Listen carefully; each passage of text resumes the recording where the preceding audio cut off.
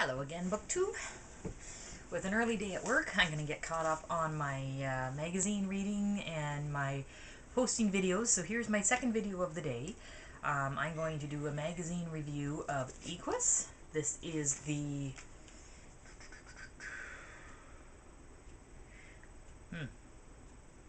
the October issue. Again, I'm going to say I love Equus only for the fact... or especially for the fact that they now do a magazine every month, because everybody else seems to be going to the bi-monthly magazine thing, and it's really annoying when you're wanting to get a magazine every month and you expect to pay for a magazine every month and you don't. So Equus has always got things that are current. The articles that I really enjoyed, let me see if I can find it. The Power of One. It's an article on keeping one horse and how to handle keeping one horse and keeping that horse satisfied, because as you know, horses are herd animals. The reason I found intrigue into that is because my Athena seems to hate other horses. She seems to go after them and just not want them around, or if she does accept them in her herd, she doesn't let anybody else near them. Nobody else can get their horses out. So it made me feel less guilty about keeping her alone in a paddock. So that was really good. And then it had The Mystery of the Morgan Horse. This article was amazing.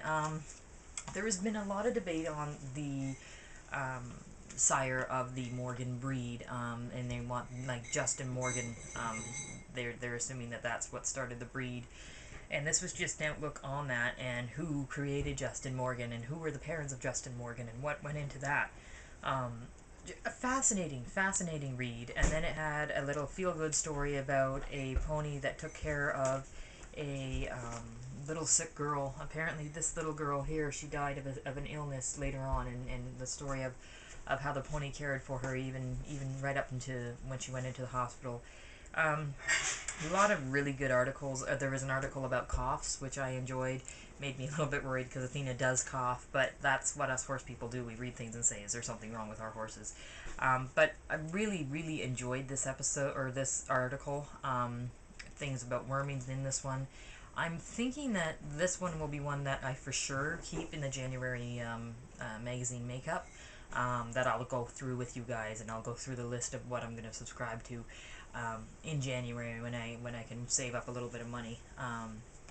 So that's that for the magazine. So now that this magazine is done, it leads me into my next book that I'm going to read, Principles of Confirmation Analysis, Volume 2. Really excited to read this one because the first volume was not what I was expecting. I was expecting the first volume to be pretty dry and pretty hard read, and it wasn't. I just devoured that, and the information was very good, and there was little anecdotes about it that I thoroughly enjoyed. So I'm really hoping that this one will be the same way.